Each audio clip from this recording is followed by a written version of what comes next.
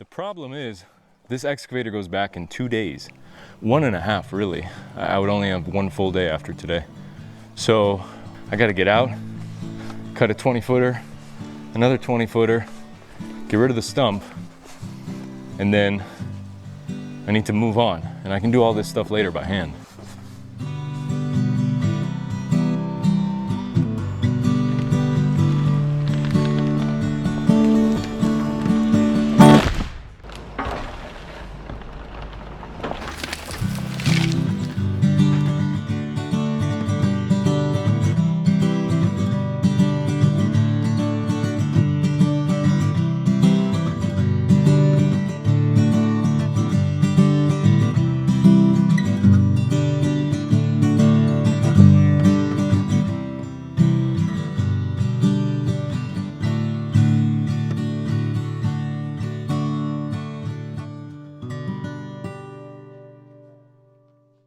I'm losing weight and I'm getting old. That's okay. Welcome back to the channel. I'm so happy to have you here. This was a crazy week, and if you watched the last video, I was at this point. By the way, episode 1, you got to go check it out. I was at this point where I had taken down all of these trees. There had to be like 30, 40 trees. I'm not sure exactly how many. Most of them were pretty large. The smaller ones I just put into a brush pile. Well, I had only 2 days left on this excavator, and I had to figure out how in the heck am I going to process every single one of these trees. Well, first thing to do, I thought, was make a trail. And that way I could kind of take the trees from one side, move 180 degrees, and then cut them on the other side, and then just work my way like a production line. Now keep in mind, I'm by myself here. Not having help makes things take, it's not just twice as long, because if I had a helper, somebody to cut the logs, I could pick up with the chainsaw, hold it. They cut, I move the log, they cut the next one, I move the log, and then I don't ever have to get out of the excavator. This process took so much longer because I had to get out every time I had to do anything. So in this case, if I had a helper, I could throw them in my truck, let them go drive all the way to the back of the property, go dump all of this slash, go dump the piles, everything I'm filling up in my trailer. But you know what? I'm not one to complain more than necessary. Gotta complain a little bit. But I can't complain because, to be honest, I'm doing something that I've dreamed of my entire life. I've always wanted to have my own piece of land and build my own house, especially have so many trees. And the funny thing is, I don't know why I have a favorite tree, but Douglas fir is my favorite tree. And the majority of these trees on the property are Doug firs. So I get to smell and look at and just enjoy the beauty of nature. And I am so grateful for this. And I'll be honest, I'm not just grateful. I'm proud because I worked very hard my entire life to get to this point. I've been building and remodeling houses since I was in my early 20s. I was in the trades, and I was a mechanic from about when I was a teenager up until 18, 19. Got into HVAC, electrical, plumbing. So after I learned all these trades when I was about 23, I got my contractor's license. And, you know, it's been over 10 years now that I've been building and remodeling houses. The majority of them, I would say 90% of my projects, were customers that called me and wanted to remodel their home. And there was a short period of time, about 2 to 3 years worth, of doing only fix and flips. So myself and my partner, who was in the real estate game, we got together and we found a few houses. And over a few years, I think we did 7 or 8 of them. And I experienced something that I really, really enjoyed, something that I can't really explain, but it's a sense of freedom to be able to put an outlet on one wall and not have to ask the customer, hey, do you want to change order? Would you like to put another outlet on the other wall? Or every single time a decision needed to be made, again, I've been doing this for a very long time, and communication is so important to me. So I am calling the customer all the time, making sure that everything is how they want it to be because it's their house. So it's only right for me to let them in on their house. You know, when they're spending one, two, three, four, $500,000 on a remodel, I think they deserve to choose where their outlets go. But you let me know down in the comments. And I'll get off that side note. Look, this tree right here, I need somebody to tell me how the heck it was still standing. Because I thought that the heart, the center of the tree was supposed to be the strongest point. This looks like heart rot, or maybe it's the remainder of carpenter ants, because I did find a lot of carpenter ants in there. The question I have is, when a tree splits down the middle and only one survives, is it a guarantee that we should take it down? Because this is the stump for it right here, and I cut a small piece of it off. I was curious what it looked like inside. After cutting this piece off, look when I grab it. It just squished. It just completely broke in the claw of this machine. Now, I know the thumb on an excavator of this size has an insane amount of force, but can somebody please let me know down below, how is that tree still standing? I don't know. I'm just glad I was able to take it down. Okay, so getting started on this part of the project was very intimidating because I've never cleared a forest before. I've never run a machine this big. And I'll be honest, I've maybe cut a few trees or like a few logs in my life. I had this chainsaw. It was basically a brand new chainsaw. Never really used it much. Maybe, you know, on a couple of big beams on remodels. But again, I've been a residential building contractor for a long time, but I wasn't doing land work or development. The majority of the properties that I've built or remodeled were already are on a city lot. So this was completely new to me. Now at this point, when you're watching this video, I'm trying to figure out where I'm going to be putting all of these logs.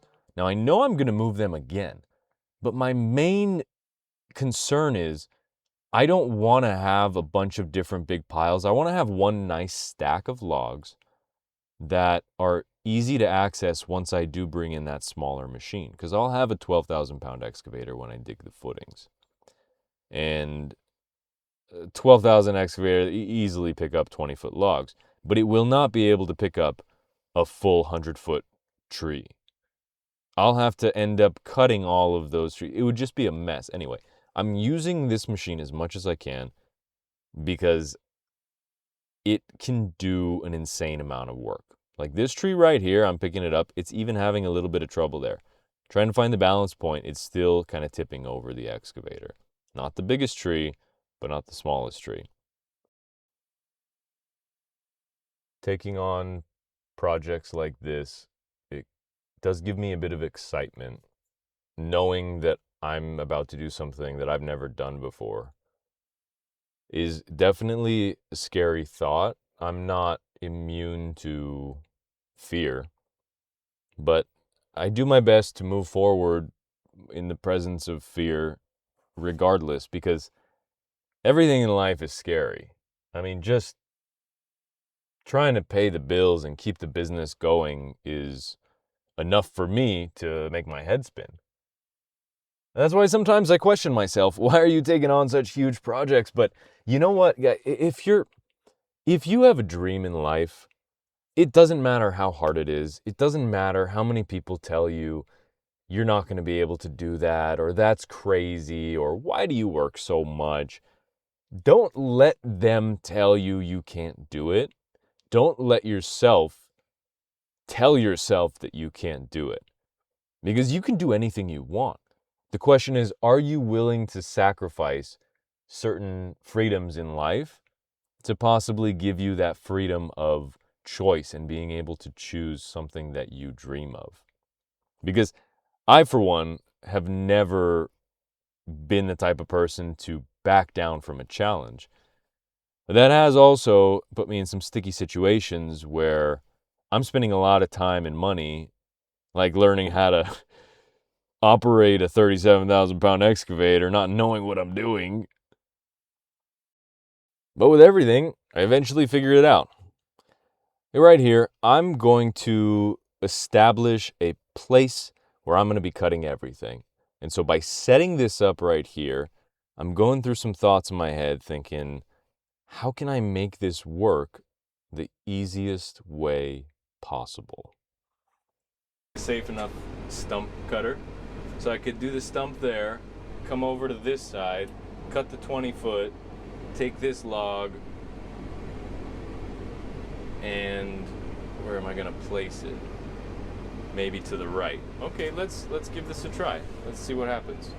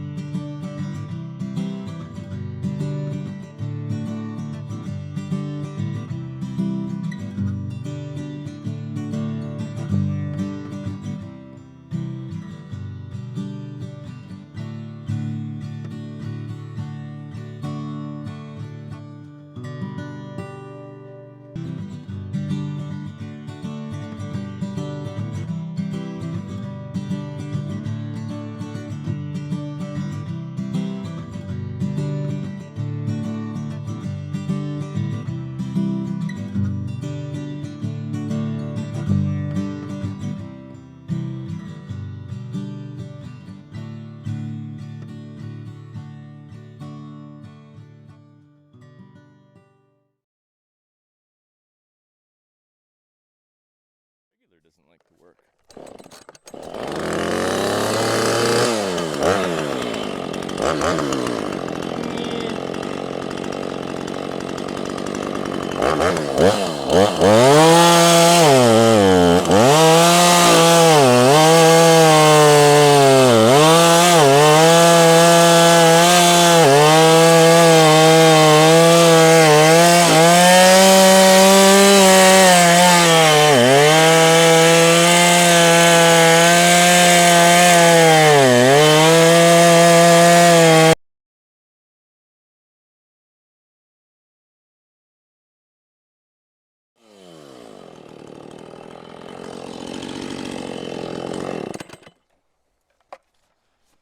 All right, so I can do all of the stumps here.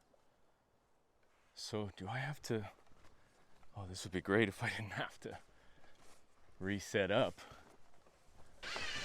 The trick is to hold a lot of tension when you have to do something like that. Keep it tight. Oh, 25. Oh man. Oh, silly. Okay, silly me. This is a small enough tree. I feel like I'm comfortable doing this. We're gonna go 20'6" because we have to square it up or lock. Yeah, let's go. Right? How's this side though?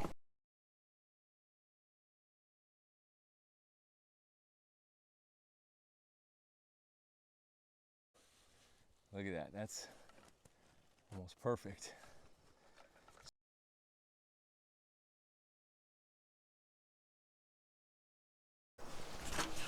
I feel like this is a good spot because, oh, the bee's trying to get the butterfly, or the butterfly's trying to get the bee. That's fun. Oh, they're going at it. So if I could put a log there so that when I cut this at the 20 feet from the stump cutoff, I could just cut that. Then I don't have to move logs more than once. I can actually leave the pile here, throw it there. Big pile can go over there, and then that'll be the slash pile with the smaller. So this might be perfect. Yeah, let me go ahead and finish this up. Oh, got a mark 20. Remember, you keep pressure. I've got a little tab thingy, but other tape measures, you just grab it with your hands and pull tight. If you pull tight, then it always stays solid on that side. All right, so we got 20. Now we're gonna go 20'6". Minimum 20'6". I got my little V mark. This is gonna be fun. Come on, Betsy. Don't die on me now. Oh, my shaps are a little loose. I'm losing weight and I'm getting old. That's okay. All right, where's my little mark? Yeah, this might work out perfectly. Oh, take that off.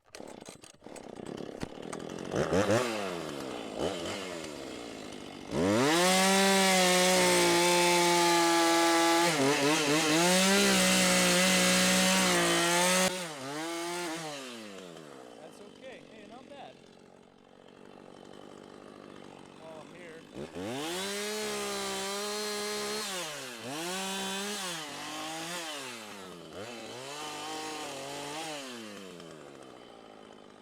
Alright, these two guys. That's a good little firewood log.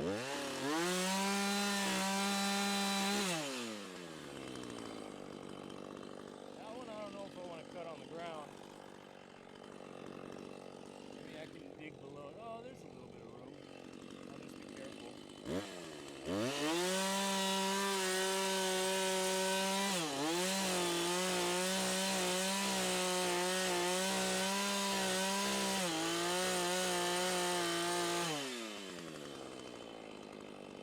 Yeah, that's it.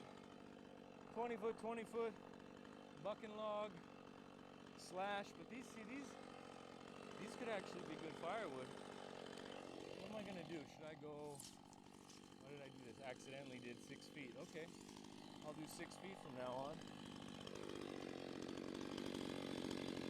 6 feet, right? It's a Christmas tree.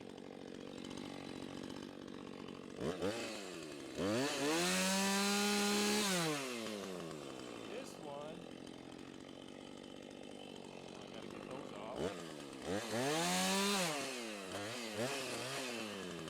See, this is all the stuff I should be doing. Yeah, I'm not gonna mess around with this anymore. Maybe this last little 6. No, I don't need to. I'm done. Okay, so here's the thing. Get carried away because I'm excited about the chainsaw. The problem is this excavator goes back in 2 days. 1.5 really. I would only have 1 full day after today. So, oh, don't forget my tape measure. Yeah, see this, you get carried away and then you start doing all this little stuff and small branches. But the problem is I don't own this machine, so I got to get out, cut a 20-footer, another 20-footer, get rid of the stump, and then I need to move on. And I can do all this stuff later by hand. Where am I going to put this damn chainsaw? I don't know if I should bring it in the cab with me if I'm going to be doing all my cutting here. Oh, decisions. No, I'm going to pick this thing up. Let me at least put it somewhere I can see it. That might be a bad idea too. Now hang in with me because we're about to get started on the real action, where I'm going to be cutting all of these trees up. Now there's a lot of thought process going in here, but I think at this point, I've got these 2 logs, we'll call them stickers. Those are gonna hold my horizontal logs, and I'll go ahead and stack. Maybe I could fit 15, maybe more in this one area. And the goal is to be able to pick up a tree that's right behind me, lift it, go 180 degrees, set it on that dirt mound, cut the stump off, measure 20 foot 6, cut that, and then if all goes well after I cut that one, it'll drop onto the logs, and then I can cut another 20 foot 6. So I'm hoping for the majority of the trees I should be able to get 3 logs, which means I can probably get this done within, I want to say 12 hours of work, as long as everything goes smoothly. Oh, decisions. No, I'm gonna this thing up. Well, I broke the chainsaw. Found this little piece out in the woods, which is kind of annoying because this is my 3rd tree and I have like 20 more to go. So I might have to go to town, buy a new chainsaw. I don't really have time to try and fix this. I need fuel anyway for it, so I'll get a new chainsaw and I'll get some fuel. More money! It never ends. What am I gonna do? I gotta just drop this here. Don't worry, it'll be ready for pickup. Wait, why do I need to move the machine? The machine stays here. See, I'm not thinking straight because I broke the chainsaw and I told you what would happen. I would break it. See, I shouldn't have said that. Fixed it, starts back up. I'm just gonna tape this. There's no safety, so. And then when you pull up, it kind of stays, so. That's okay. It's just me using it. If someone else was using it, I'd be a little bit scared, but that's okay. It's just me. I'm gonna leave a link in the description for this. This is Tessa tape. It's electrical tape, but it doesn't leave like sticky residue, and because it's cloth, it doesn't stretch. So this thing holds stuff like crazy. And like if you do wire looms, they end up looking really professional. I'll show you after I tape this. I need the hands. This is actually gonna turn out to be like a really nice handle. Oh, that's another thing I've used this for. I wrap tool handles and stuff. It's working surprisingly well for one hand. Look at that. Looks like looks like it was meant to be. So that's why I broke it, because I wanted to have a better grip on the handle. Duh. Somehow after doing all this, it goes back to 0. Oh, I probably just flooded it. Whoopsies. Cool, I can get back to work. Except I do need fuel. Oh boy, I don't know how much I have in here. I got myself some lunch and came on back to the property. This time, when I'm moving the excavator around, I'm just gonna put the chainsaw on it so I don't end up knocking it over, running it over. I can finally get started on what I came here to do. The huge pile of trees is just going to get processed now. So one at a time. Pull out the tree, set it down, start cutting. And I tell you what, it is so nice to have a process where things move fast and I'm no longer sitting freaking out, stressing out, thinking this machine's got to go back soon, and I am by myself and I don't know what to do. But finally, I do know what to do. I'm stacking these logs so fast, I'm moving quickly, I feel safe, I feel comfortable, and I've got a really good process going. All I have to do is start on the right side of the tree, hop out of the excavator, and I'm going to cut the stump. Right here, cutting the stump and the root ball out. Boom, drops out of my way. Measure 20'6". Cut the tree. Now this is happening often with me, and I know how to cut wood. I've been cutting it my whole life, and I know how it binds on the saw. But for some reason, when I'm cutting these trees, they seem to twist and bend in a certain way that I cannot predict. Anyway, I usually am able to get it out pretty quickly, but after I cut that, I keep the claw on the excavator. That second log was already on and look at the third one.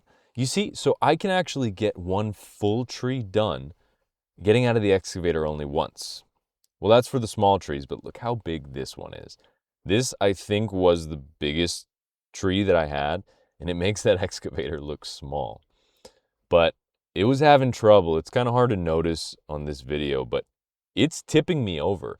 So I have to curl the bucket in a certain way because it was slipping out of the thumb. So I had to curl the bucket up and very, very slowly try and get this tree to move 180 degrees. And it was getting caught on everything. But look at the size of this thing. It was such a relief once I did get it onto the other side. I was considering cutting the stump from where it was laying, but yeah, I figured I've got a stump pile. I want to keep my process going. And let's see if this excavator can actually take down a tree this size. And I tell you what, cutting the stump off was insane. I'm going to show you once I stack this tree onto the pile of logs, you'll be able to see the size difference compared to the other trees, which were also pretty good sized. So watch this. I'm done here. Kind of left a little piece I had to break off of the stump, but look at the size of this log. I think it's like a 30-inch diameter log. Thinking back now, I probably shouldn't have stacked it next to the smaller logs because it threw off my next row. But look, this is all a learning experience. If you're going to do this yourself and you've only got a few extra large trees, try and cut them first, put them on the bottom. That way you don't have really heavy, dangerous trees up high on your stack. It just makes it easier and safer. And like I said, throughout this process, I want you to be able to learn from my mistakes. So if you decide that you want to take on clearing land with trees this size and an excavator this big with just you and your chainsaw, I hope at this point you have a better idea of kind of how to set yourself up. If you have any questions, leave them down in the comments. If you're curious how I was able to get all this done, or if you want to know any more details, please leave a comment. I'm happy to answer them. I hope that my experience will help someone in the future who wants to do this. And if you are going to be stacking your logs like this, it is best, honestly, to just try and get all the branches. And see right here on this tree, because this was such a tall tree, I was able to get 4 logs out of it before I got to like the top 30 or 40 feet, which was all just branches and stuff. Try and get all of those little branches that are sticking out of this. And make sure that these logs are smooth and they don't have anything sticking out, because when you start stacking the next row, those will get in your way and you can't really roll them. And anyway, from this point on, it is just go, go, go. Do as many logs as I can. You can see I'm fighting this sunset. And I've got one full day after this, and then the half day when they come pick it up after that. So I am moving as quickly as I can, trying to get this done. The sun is setting, my lights are on, but it's getting dark. And you know how dangerous it can be when you're cutting things with a big old chainsaw in the dark, even if you do have some light. So I decided I would pack it up, at least pack up the chainsaw, maybe take one more load in the trailer. But then I saw how dark it was and I decided, all right, I'm going to mess something up. So the next morning I came out and it was quite a relief to have this whole area kind of opened up. I got almost all the trees done. Well, maybe about 2/3 of them done. Had to run to town again for more fuel because I have a 40-gallon slip tank on my work truck. But the pump, for some reason, stopped working, and I had to go buy 4 jugs of these 5-gallon diesel jugs, and it was such a slow process. This machine takes like 25 gallons of fuel, and I had 20 gallons worth of jugs, so I just had to fill up every time I needed to fuel up, I had to go back to town, which is not close, by the way. The whole process just to go to town, even just to get fuel, takes me over 2 hours. But, you know, we got to do what we got to do. I really am on a tight budget. I'm not going to go and buy a new pump for my tank. If anything, when things slow down a little bit, I will get that fixed. But for now, my main focus is getting all of these trees cut up because the excavator's going back tomorrow. And I still have a whole bunch of piles. I have that whole log pile. I have all the slash. You can barely see. I also have a huge pile of slash behind those logs I don't think I'm going to get to. But I'm going to sit here and just keep on stacking. I didn't realize I'd get to 7 or 8 or however many rows I got to. So I'm now in the back trying to squeeze in these logs into the stickers that are sticking out. And every time I turn around, I'm telling you, there's a new pile of trees that I didn't realize I still had. So right here, I've got, I don't know, I think this is 3 trees. I've got a total of 8 or 9 logs. Tried to grab all of them in one shot, but I was able to get a pretty good amount. This bucket is huge and the thumb is huge, so it really grabs multiple logs at once. And I'm over here sticking these into the stickers that are sticking out and trying to get everything set up without knocking over my beautiful pile. Now again, if you're going to do this, you should put the larger logs on the bottom first if possible. I don't want to see big logs on top of a stack of small logs and that huge log rolls off and then kills somebody. So, again, this is just my experience. I'm here to entertain you and hopefully not give you any bad ideas to do on your own. But if you do, just stay safe. I would always suggest hiring a professional. I'm on my own property. I have my own insurance. It's my truck. It's my trailer. And I'm the only person who can get hurt here. And sure, I don't want to get hurt, but you have to think about how dangerous this really could be if you did have another person. And so as much as I wish that I had help, I'm thinking to myself, moving these huge logs and having somebody on the ground that could possibly get hit by something if I don't see them, then I'd always have to keep my eye out and really be cautious. Out here by myself, I was a madman. I was driving this trailer around halfway blindfolded. I was just throwing logs and doing whatever I needed to do. I didn't have to worry about anybody getting hurt because I'm here safe in the excavator, right?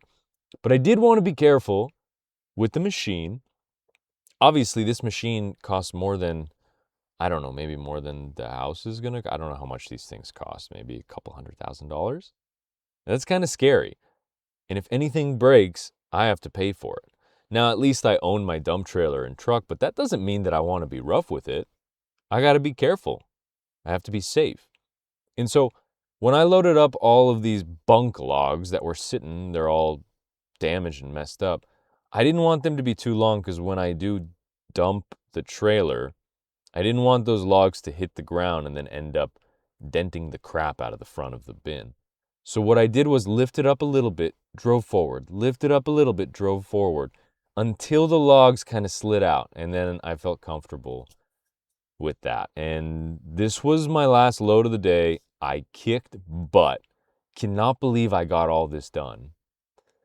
And it's funny, driving back at the end of the day, I thought that I had finished so much and I was so happy and it's all done. I can build a house. I don't know why, but I didn't realize that I've got so much slash left to clean up. And I was exhausted. I wanted to go to sleep or at least rest for 5 minutes. But I did not rest for 5 minutes. I did not rest for 1 minute. I got out. I got back in the excavator and I started loading the trailer back up because, I may sleep for 2 days straight after this adventure, but I won't be able to sleep at all if I don't finish what I wanted to finish. I thought I heard Sasquatch in the forest, and I was going to ask him for help.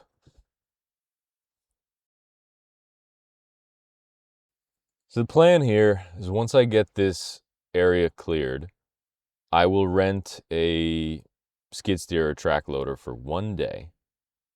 Maybe I can get a weekend rate so I have a little bit more time. And I'm going to try and scrape all of the twigs and brush and stumps that are kind of stuck in the ground. So I wanted to make sure, since I had such a big machine, the blade on this excavator is essentially a bulldozer. And it can cut into hard ground like a knife through hot butter. Is it hot butter through knife or is it a hot knife through butter?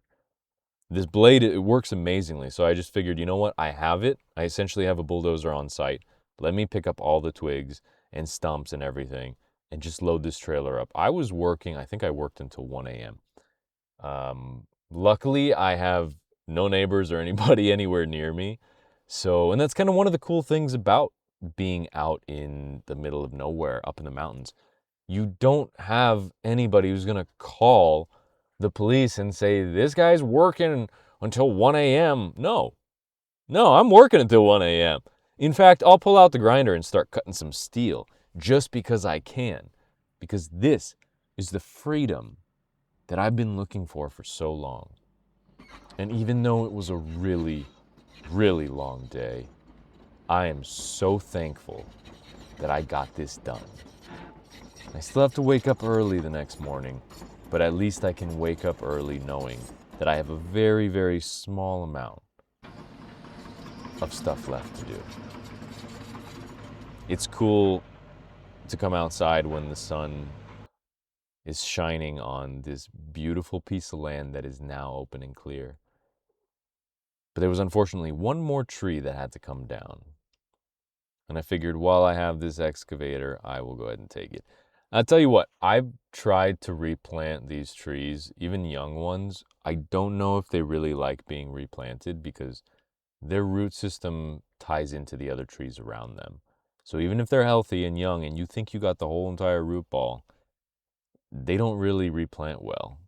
Are there any arborists or anybody in the comments that knows how to properly replant these? Because there are some really great trees deep in the woods that I want to plant close to the house, but